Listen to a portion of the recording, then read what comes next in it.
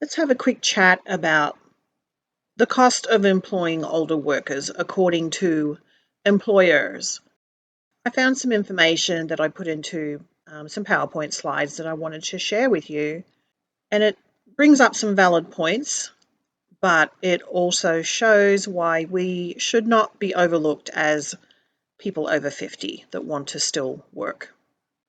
So, as the workforce ages, employers are reassessing the financial implications of employing older workers. As we all know, most people that are watching this video have had these same concerns about being discriminated against in one way or another because of their age. So, healthcare has always been the largest expense for older workers. The cost of a healthcare premium, employer sponsored that is, for someone over the age of 50 can be triple what it is for a young person, say in their mid 20s or even early 20s, or a fresh graduate from college.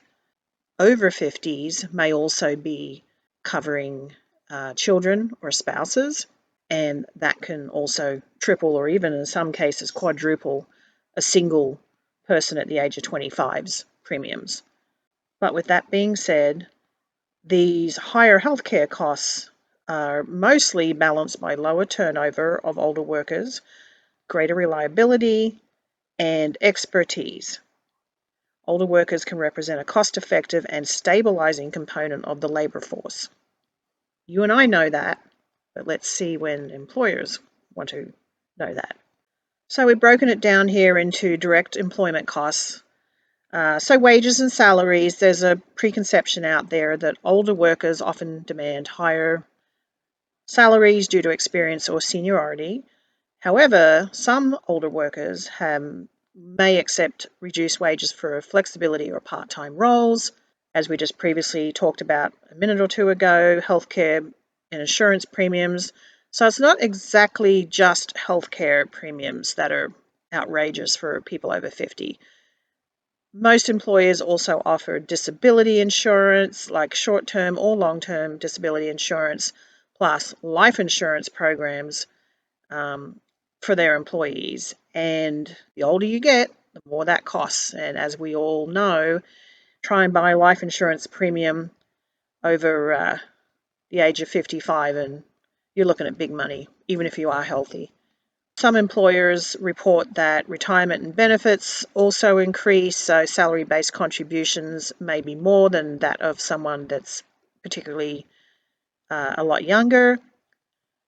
Training costs. Older workers may require tech upskilling, but strong retention once trained.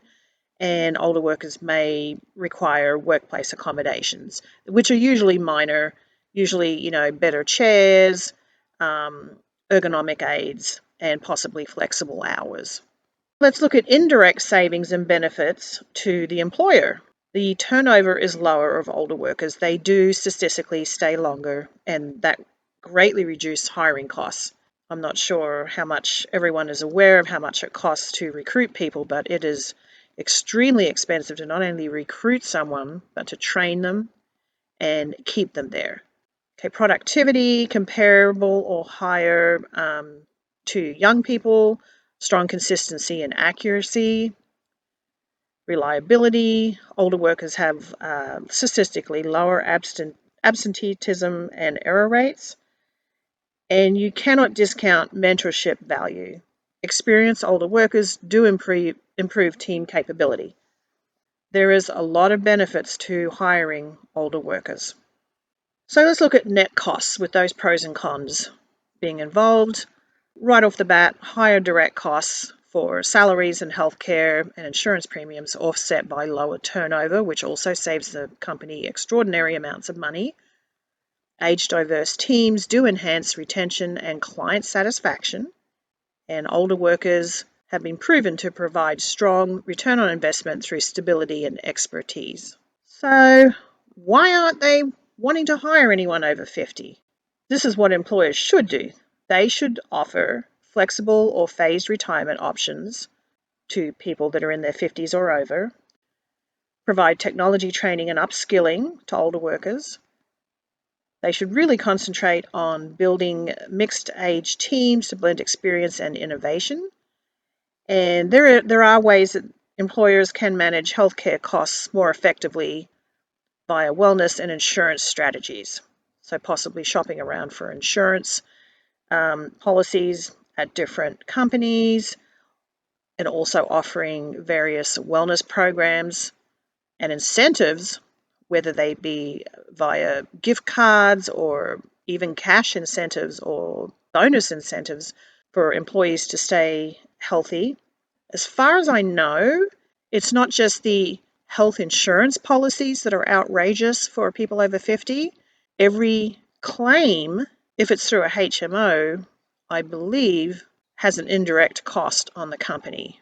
So every time that employee has medical treatment provided to them, I believe there is some type of cost involved to the employer.